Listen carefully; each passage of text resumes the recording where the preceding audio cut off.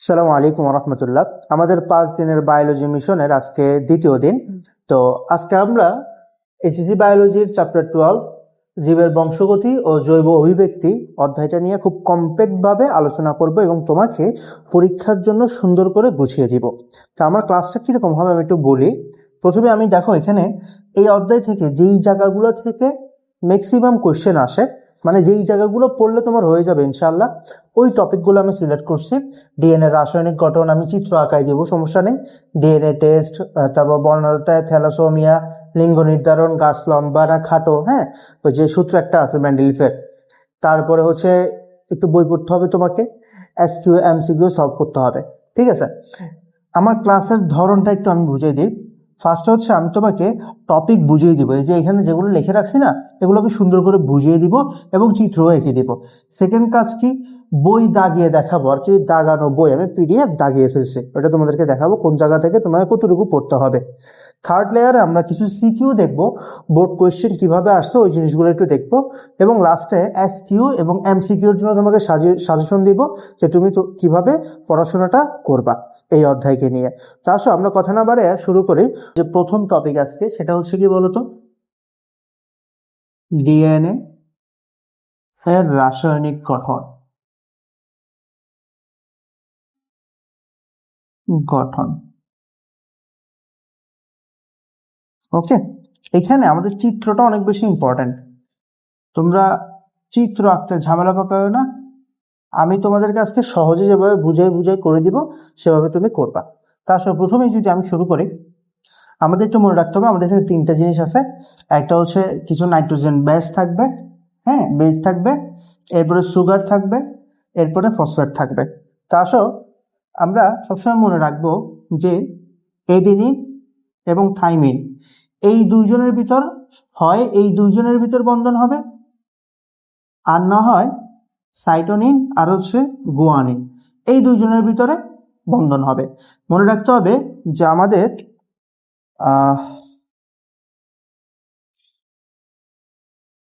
Adenine আর হচ্ছে কি thymine, adenine আর থায়ামিনের ভিতর বন্ধনটা হবে যে হাইড্রোজেন বন্ধন, সেটা হবে দ্বিবন্ধন। দ্বিবন্ধন ওকে। আর সাইটোনিন আর গুয়ানিনের মাঝে যে বন্ধনটা হবে, সাইটোনের সাথে গুয়ানিন, ঠিক আছে, সেই বন্ধনটা হবে কি বলতো, ত্রিবন্ধন। এটা একটু আমাদেরকে মাথায় রাখতে হবে। দেখো চিত্র যদি তুমি বুঝে বুঝে আঁকো তাহলে সেটা কোনো ব্যাপারই না। তাহলে কি করতে হবে বলো, একটু একটু একটু বলো। এদের মাঝখানে দ্বিবন্ধন, এদের মাঝখানে ত্রিবন্ধন, এ এর সাথে টি এর হবে অথবা সি এর সাথে জি এর হবে। তাহলে সি এর সাথে যেহেতু জি এর হচ্ছে, জি এর সাথে কার হবে, জি এর সাথে আবার সি এর হবে। আর টি এর সাথে কার হবে, টি এর সাথে হবে আমার এ এর, এটি সিজি। এই আমি বন্ধন ফার্স্টে বুঝে পেলাম। কারণ তোমাদের বইতে দেখবা এরকম ইয়া দেওয়া আছে, বক্স দেওয়া আছে, বক্স দেওয়া যে খুব গুরুত্বপূর্ণ বিষয়টা এমন না, বাট দিছে যখন তোমরাও দিও, দিছে যখন তোমরাও দিও, তোমরা স্কেল দিয়ে দিও পারলে সুন্দর করে। আমি তো ফ্রি হ্যান্ড রাখতেছি। ওকে, এখন কাজ কি, এখন কাজ হচ্ছে আমাদের কিছু পঞ্চভুজ আঁকতে হবে, একটু মাথায় রাখবা। পঞ্চভুজ আঁকতে হবে, কিছু কিছু পঞ্চভুজ আঁকতে হবে। পঞ্চভুজ, তো এই পঞ্চভুজের ক্ষেত্রে মনে রাখবা যে কোন, আচ্ছা আমি সহজ করে দিই, এই ডান এই পাশটাতে তোমরা পঞ্চভুজের মাথা উপরের দিকে দিবা। কেমনে আঁকবো পঞ্চভুজ, আমি যদি দেখাই, এই যে দেখো, এই যে দেখো পঞ্চভুজ। তো এটা একটু খেয়াল রাখবা যে এক পাশে যদি মাথা উপরের দিকে দাও, আরেক পাশে মাথা হবে কোন দিকে, নিচের দিকে। তো দেখো এই পাশে আমি মাথাগুলো উপরের দিকে দিছি, তাহলে অবশ্যই এই পাশে আমাকে কি দিতে হবে, নিচের দিকে। এর বেটা, হ্যাঁ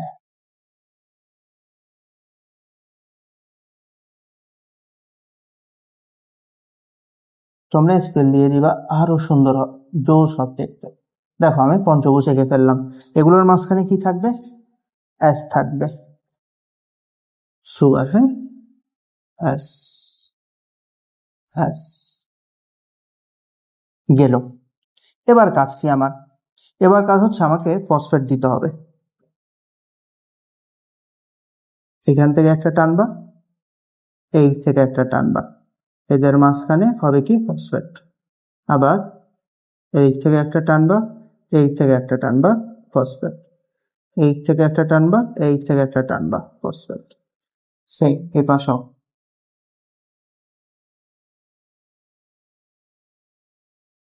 তারপরে হচ্ছে একটা এটা এখান থেকে তারও তো হয়। হ্যাঁ।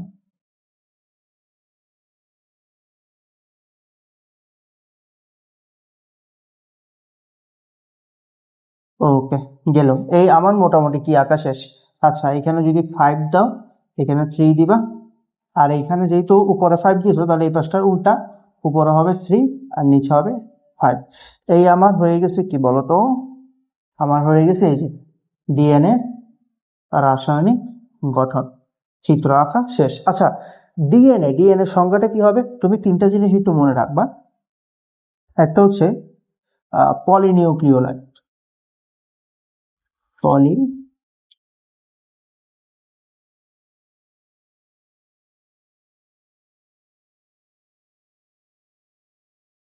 পলিনিউক্লিওটাইডের দ্বিসূত্র, হ্যাঁ, দুই, আচ্ছা দ্বিসূত্র বিশিষ্ট সর্পিলাকার গঠনকে, হ্যাঁ, সর্পিলাকার গঠনকে তোমার কি বলে? ডিএনএ বলে। পলিনিউক্লিওটাইডের দ্বিসূত্র বিশিষ্ট সর্পিলাকার গঠনকে ডিএনএ বলে। ওকে, এখন তোমরা ডিএনএ তে আর কি তোমাদের বইতে অবশ্যই দুই ধরনের চিত্র দেখছো। একটা তো এইটা দেখছো, রাসায়নিক গঠন, আর এটা তোমরা ওই যে প্যাচের মতো করে দেখছো, সাপের মতো প্যাচের মতো করে দেখছো। ওইটা কিভাবে আঁকবা, ওইটা আমি একটু দেখাই, হ্যাঁ তোমাদেরকে। ওইটা আঁকা বেশি ইজি। ওইটা কেমনে আঁকবা? একটা সাপের মতো প্যাচ দাও, কি রে বাবা, এটা উঠে না এখন আর।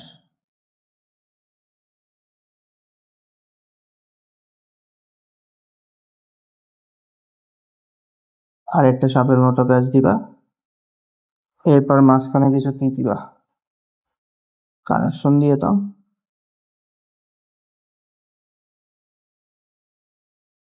শেষ হয়েছে পেঁচানো। তোমাদের যে চিত্রটা আছে ওইটা এখানে একটু মনে রাখতে হবে।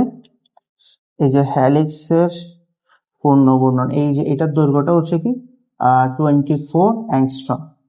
মনে রাখবা, এটা একটু পরীক্ষা দিতে পারলে প্লাস পয়েন্ট, যে হ্যালিক্সের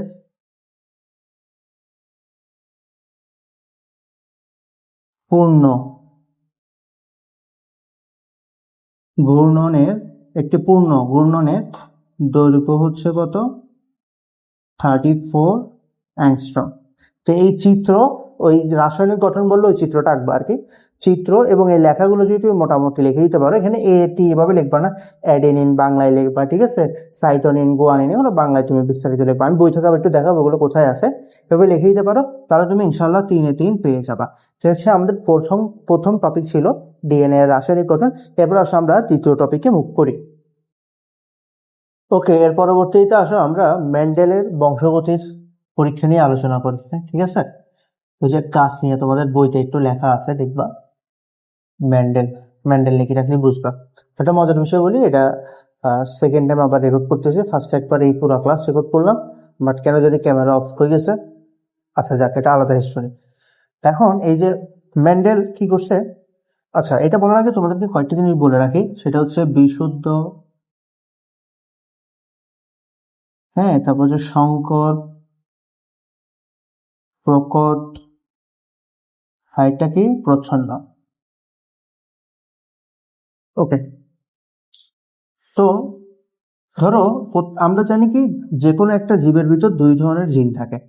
তো আমি একটা উদ্ভিদ নিলাম যার ভিতর টল জিন আছে দোনোটা, আর একটা উদ্ভিদ নিলাম যার কাছে স্মল টি মানে খাটো। এখানে দেখো টি মানে বুঝাচ্ছে বড়, মানে লম্বা, আর ছোট হাতের টি মানে বুঝাচ্ছে খাটো। Okay fine. এই দুইজনের ভিতর যদি আমরা ক্রস করাই তাহলে কি পাবো বলো তো? ওর কাছে কি আছে? বড়টি, ওর কাছে আছে ছোটটি। তাহলে বড়টি আর ছোটটি মিলে কি হতে পারে? আবার এই বড়টি আর এই ছোটটি মিলে কি হতে পারে? বড়টি ছোটটি। এখন খেয়াল করো, এর ভিতরে দোনোটাই কি আছে, আমি একটু পুরোটা বলি। এর ভিতরে দোনোটা কি ছিল? বড়টি ছিল। মানে সে একদম কি বলতো, বিশুদ্ধ, মানে সে একদম লম্বা, ঠিক আছে, বিশুদ্ধ লম্বা। এখন এইখানে যে দুটো হলো, এর ভিতর কি আছে? বড়টিও আছে, ছোটটিও আছে। তাহলে এটা কি হবে, লম্বা না বাট্টা?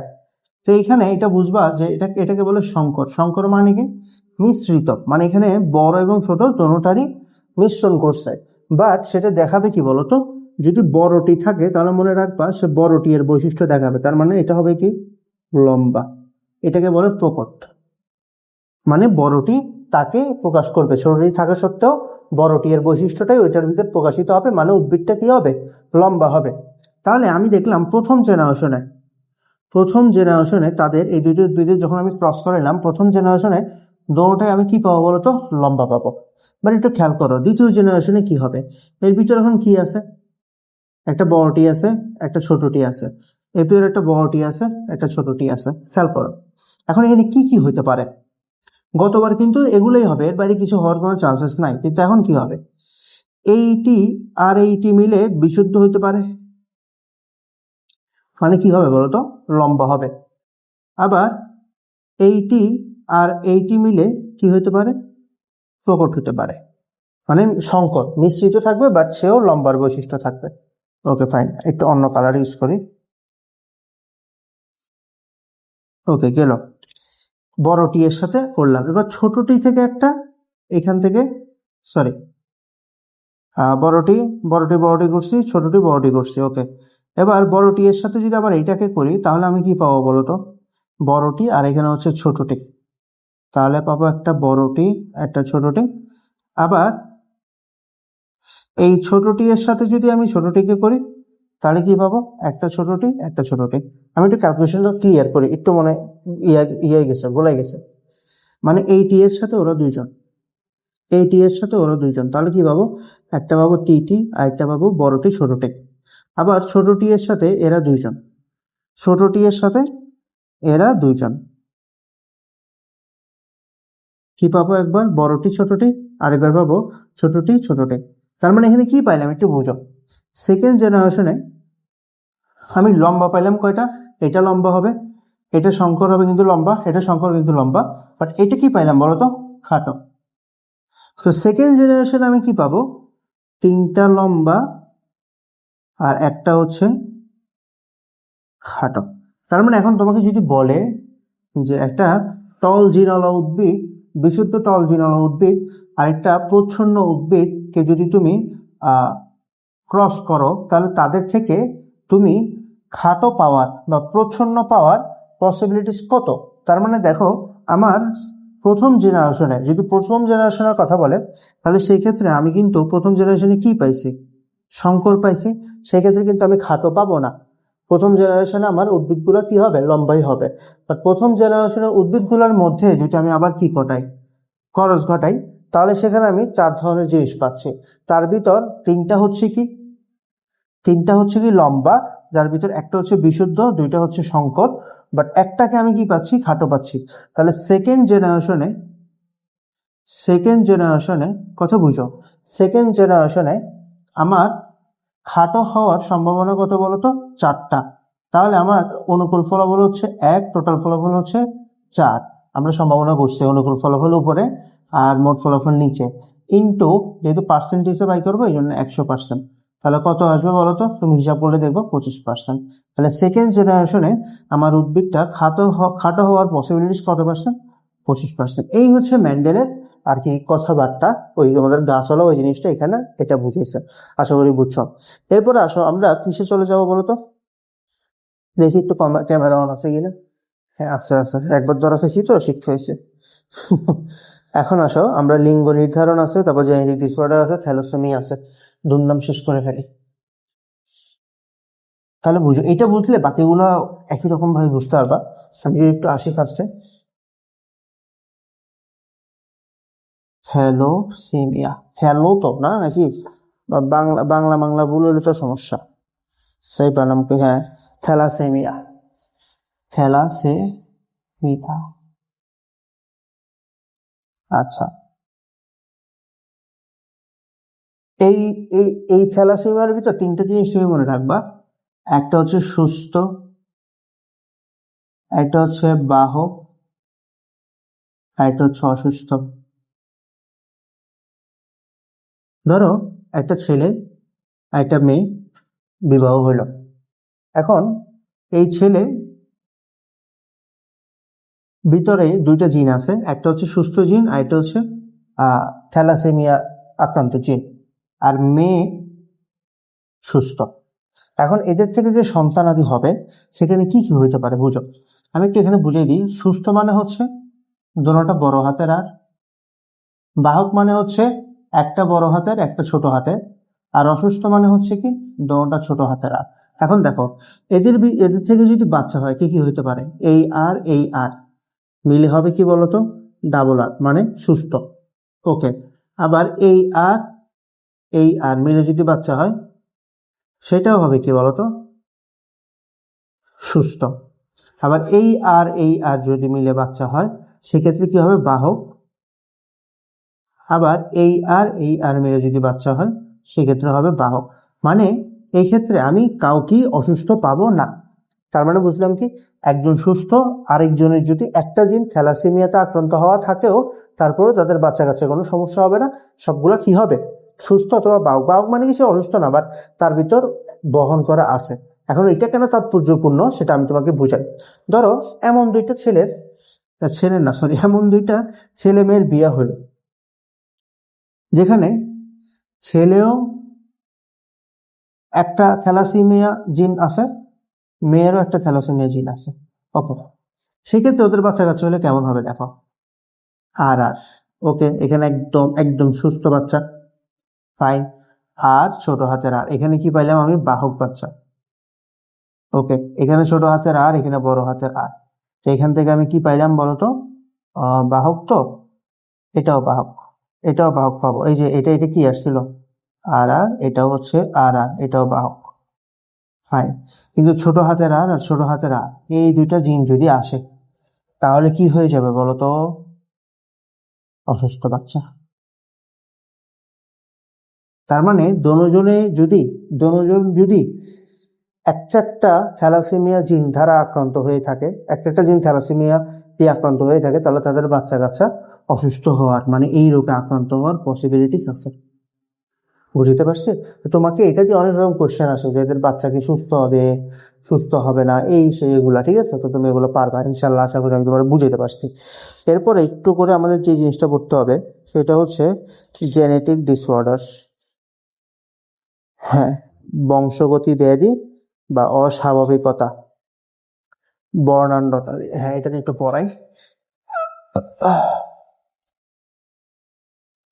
ওকে,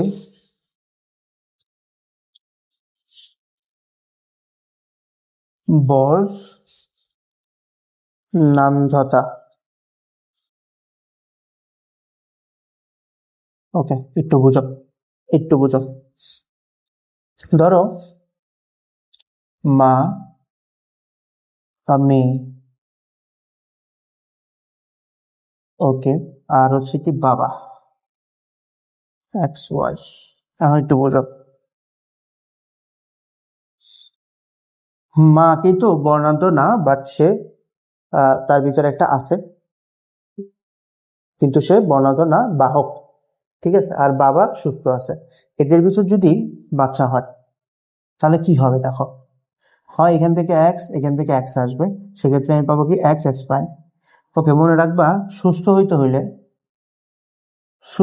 হইলে একটা এক্স লাগবে, অন্তত একটা এক্স থাকা লাগবে, এক্স প্রাইম না, এক্স থাকা লাগবে। আবার এখান থেকে যদি ওয়াই আসে, এখান থেকে যদি এক্স প্রাইম আসে, দেখো এখান থেকে ওয়াই আসছে, এখান থেকে এক্স প্রাইম আসছে, তাহলে এই বাচ্চাটা কি হবে, সুস্থ হবে নাকি সে বর্ণাঢ্য হবে? বলো বলো বলো বলো। আমি বলছি কি সুস্থ হওয়ার জন্য অন্তত একটা এক্স থাকা লাগবে, এখানে কি এক্স আছে, নাই। সেই ক্ষেত্রে এই বাচ্চাটা কি হবে, বর্ণাঢ্য হবে। Is it clear? একদম ইজি। মানে তুমি কানেকশন গুলো তো বুঝছো কিভাবে ঘটাইতে হচ্ছে, কিভাবে চিত্রটা আঁকতে হচ্ছে। এটার সাথে এইটা হইতে পারে, আবার হ্যাঁ এই তো এটার সাথে এইটা হইতে পারে। সেক্ষেত্রে আমরা যেটা বুঝলাম যে একটা কেসে বাচ্চা বর্ণাঢ্য হইতে পারে, আর বাকি কেসে বাচ্চা কি হবে না, বর্ণাঢ্য হবে না। এই হচ্ছে আমাদের বর্ণাঢ্যর যে টপিকটা আছে সেইটা। ওকে, এখন একটু বুঝো, এখন একটু বুঝো আমার সাথে, কি বুঝবা তুমি বলো।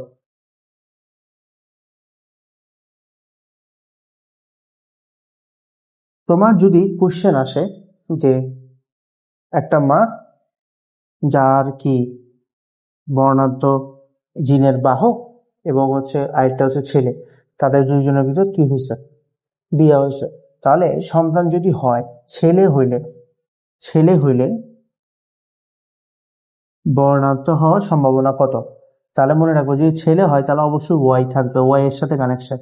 ছেলে হলে ওয়াই এর সাথে এক্স প্রাইমের একবার হবে, সেখানে পাবো ওয়াই এক্স প্রাইম, তার মানে কি হবে, বর্ণাঢ্য হবে।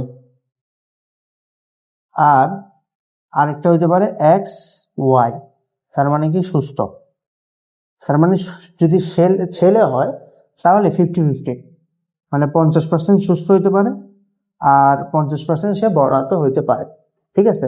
কিন্তু যদি মেয়ে হয়, মেয়ে হয় তাহলে কি হবে, এক্স এক্স প্রাইম অথবা এক্স এক্স, মানে দোনো ক্ষেত্রে সে সেফ, সুস্থ হবে। সেই জন্য ছেলেদের বর্ণাঢ্য হওয়ার সম্ভাবনা বেশি, সম্ভাবনা বেশি ছেলেদেরটা, ঠিক আছে। মেয়েটা খালি কোন ক্ষেত্রে হতে পারে বলতো, ধরো বাবা বর্ণাঢ্য এবং মাও বর্ণাঢ্যের বাহক, সেই ক্ষেত্রে একমাত্র কি হইতে পারে বলতো, মেয়েরা বর্ণাঢ্য হইতে পারে। তাহলে এই ক্ষেত্রে আমি বুঝতে পারলাম ছেলেদের বর্ণাঢ্য হওয়ার সম্ভাবনাটা বেশি। তো এই আমাদের আরো একটা টপিক শেষ হয়ে গেল।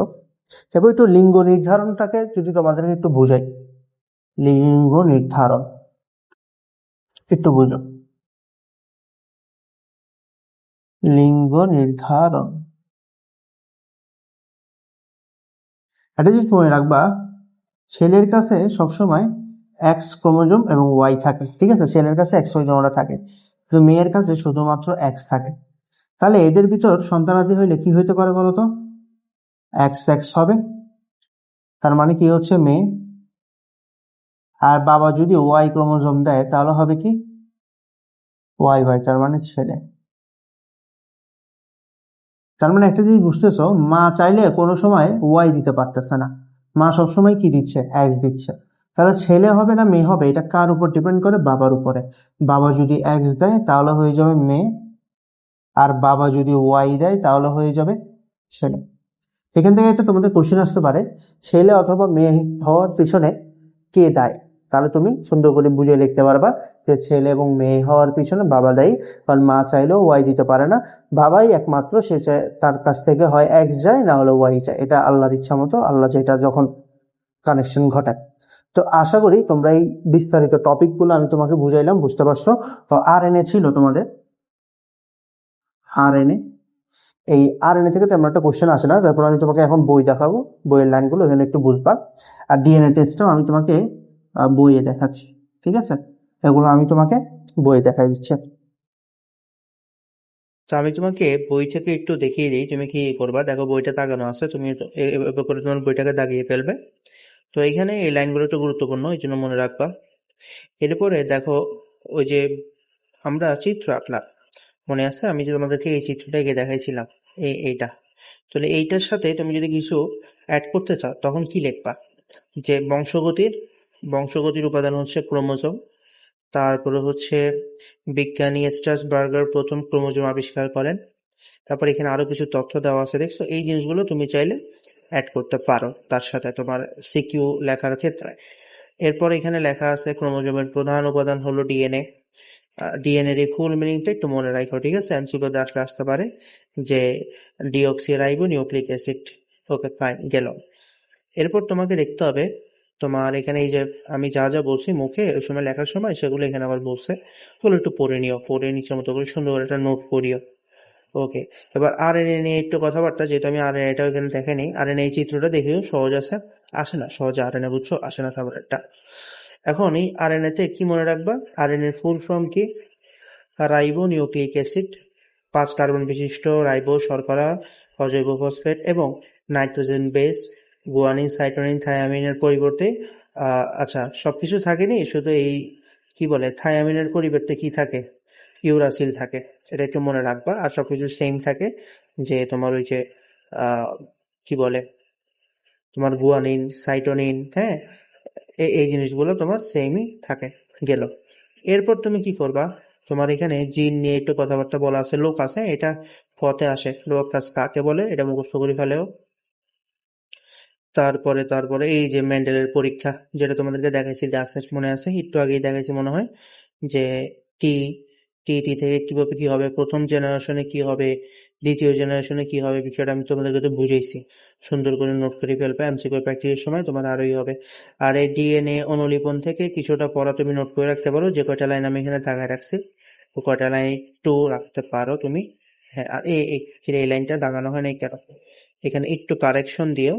সেটা হচ্ছে এইটা, এই লাইনটা গুরুত্বপূর্ণ, যে 1956 সালে ওয়াটসন ও ক্রিক এই ধরনের ডিএনএ অনুলিপন প্রক্রিয়ার প্রস্তাব করেন।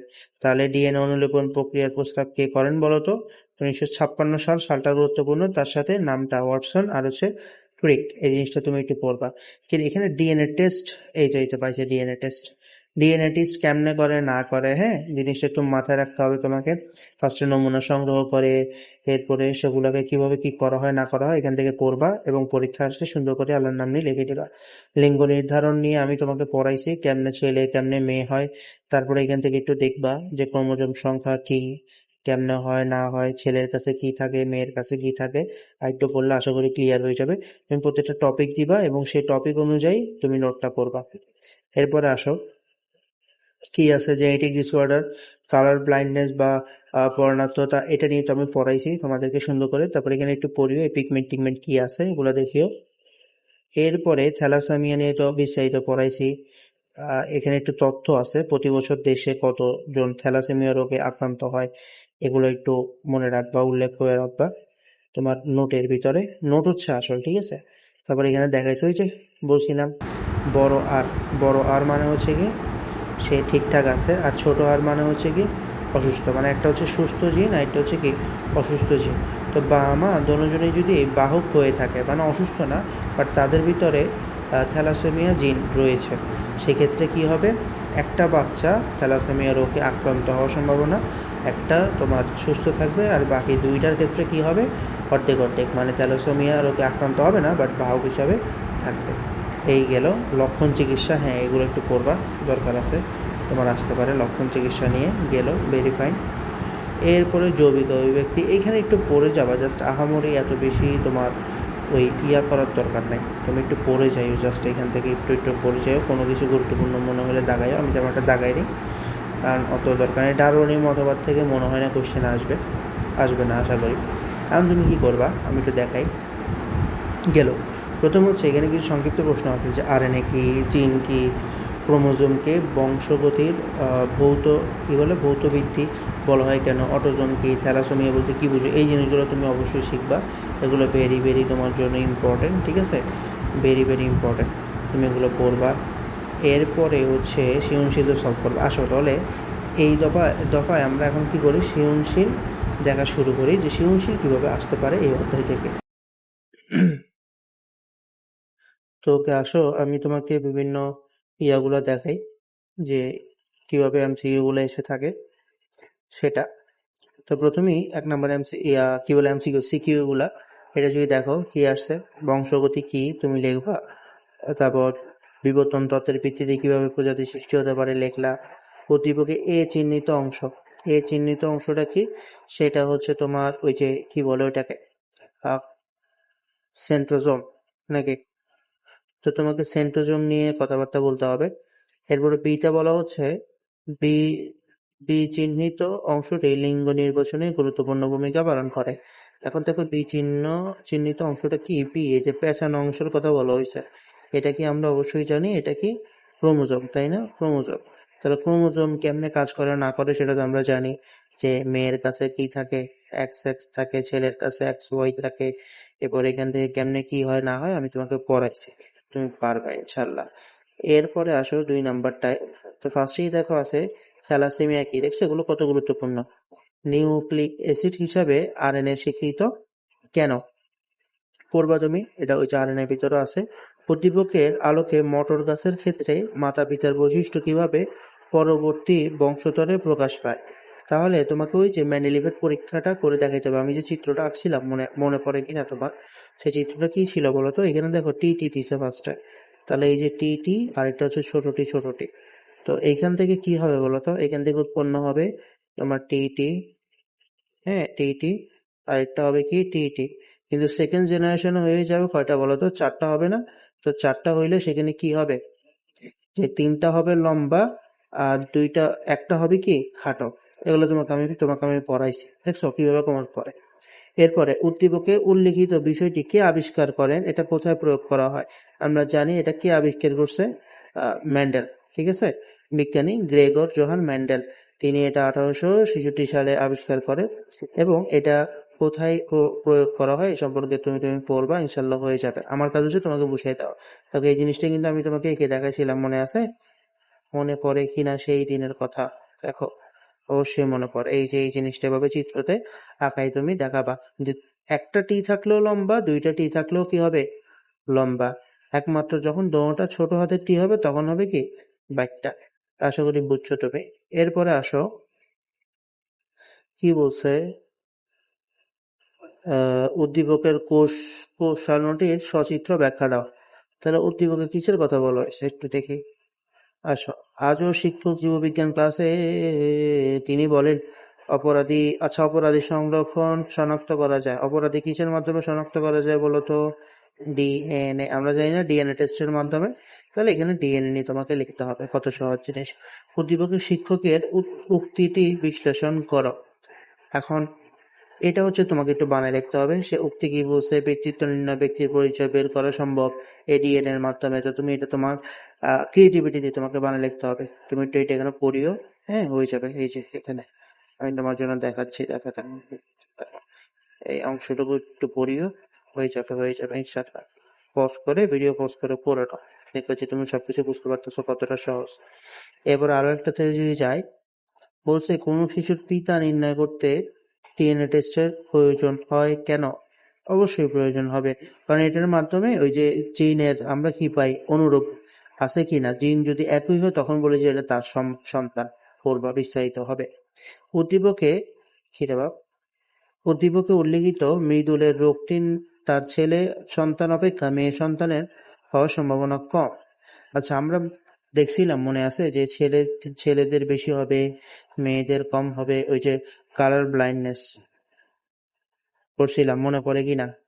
মনে পড়ছে? নাহলে বাড়ি মারবো মাথা বাড়াই। মনে পড়ছে, দেখো তুমি পিছনে ভিডিওটা আবার দেখো। আমি বলছিলাম যে কেন ছেলেদের বেশি হয়, মেয়েদের কেন কম হয়, কেন ওই যে এক্স প্রাইম পড়ো, পেয়ে গেছো, ওকে ফাইন। গ নাম্বার, উদ্দীপকে উল্লিখিত শরীরের রোগের প্রকারভেদগুলোর বিশ্লেষণ করো। এখন শরীরের কি হয়েছে? আচ্ছা, তার থ্যালাসোমিয়া হয়েছে। এবার থ্যালাসোমিয়া সম্পর্কে তুমি একটু টুকিটাকি লিখবা যে কেমনে হয়েছে। আচ্ছা, একটু বলে নিই যে একটা হচ্ছে মেজর থ্যালামিয়া, আরেকটা হচ্ছে আহ কি বলে মাইনর থ্যালামিয়া। এটা একটু বলি, ওটা আমি ওখানে বলা হয়নি, সেটা এখান থেকে একটু তোমাকে দেখাই। মেজর থ্যালামিয়া কি আর মাইনর থ্যালামিয়া কি? যখন কোনো শিশু তার বাবা মা উভয়ের কাছ থেকেই থ্যালাসোমিয়ার চিন পেয়ে থাকে তখন সেটাকে বলে কি? মেজর থ্যালামিয়া, ঠিক আছে। আর যদি কোনো শিশু শুধু বাবার কাছ থেকে অথবা মার কাছ থেকে পাইছে তখন সেটাকে বলে কি? Minor thalassemia. এটা একটু মাথায় রাখবা তুমি, হয়ে যাবে। এবার সংক্ষিপ্ত প্রশ্ন আছে এখানে কিছু, একটু পড়বা। এই যে এটা ইম্পর্টেন্ট, হ্যাঁ, ডারউইনের প্রাকৃতিক নির্বাচন তত্ত্বটি ব্যাখ্যা করো। এটা পড়বা, পড়লা তুমি। এরপর এখানে এমসিকিউ আছে কিছু, দেখছো, যে অটোসোমাল রিসেসিভ ডিসঅর্ডার হিসেবে খ্যাত কোন রোগটি, এখানে কিছু এমসিকিউ আছে, তুমি এগুলো একটু দেখে নিবে। আমি তোমার জন্য এটা একটু পৃষ্ঠা বাই পৃষ্ঠা রাখি, এখান থেকে দেখো। আমার তো পিডিএফ নিতে পারবো, সমস্যা নেই। সলভ করবা, সলভ করবা। ওকে, এখন তোমার মোটা দাগে কাজ কয়েকটা। 1 নাম্বার হচ্ছে তোমার নোট ডাউন করতে হবে, যেগুলো আমি নোট করাইছি। 2 নাম্বার হচ্ছে তোমাকে বইটা ভালো করে পড়তে হবে। 3 নাম্বার হচ্ছে তোমাকে বিগত 5 বছরের এমসিকিউ আর হচ্ছে কি বলতো সিকিউ কমপ্লিট করতে হবে। তুমি যদি এটা করতে পারো তাহলে তুমি ডান। তার এসকিউর জন্য কি করবা, প্রথম ক্লাসেই বলে দিছি, তুমি যে বোর্ডে সেই বোর্ডের যে টেস্ট পরীক্ষার মার্কসগুলোতে আসছে ওগুলো তুমি সলভ করবা। এই হচ্ছে টোটাল কথাবার্তা। সবকিছু তো তুমি বুঝি পাইলা। এখন তোমার কাজ হচ্ছে কি বলতো, আমি যা যা পড়াইছি, যা যা লিখছি, এগুলোকে একটু নোট ডাউন করা, সুন্দর করে সাজাইয়া বইটার সাথে মিলাইয়া এরপরে তোমার বেশি বেশি সিকিউ আর এমসিকিউ প্র্যাকটিস করা। তাহলে ইনশাল্লাহ তুমি এতই থেকে খুব আরামসে সিকিউ আনসার করতে পারবা। দেখো টপিক বেশি না, ওই ডিএনএ চিত্ররিত্র ওইটা, আর হচ্ছে থ্যালাসেমিয়া, তারপর হচ্ছে তোমার ওই ম্যান্ডেলের গাছের ইয়েটা, তারপরে তোমার হচ্ছে ওই জেনেটিক ডিসঅর্ডার, এই এই জিনিসগুলাই, আর কিছুই না। ভালো থাকবা, সুস্থ থাকবা। নেক্সট আরেকটা ক্লাসে ইনশাল্লাহ দেখা হবে।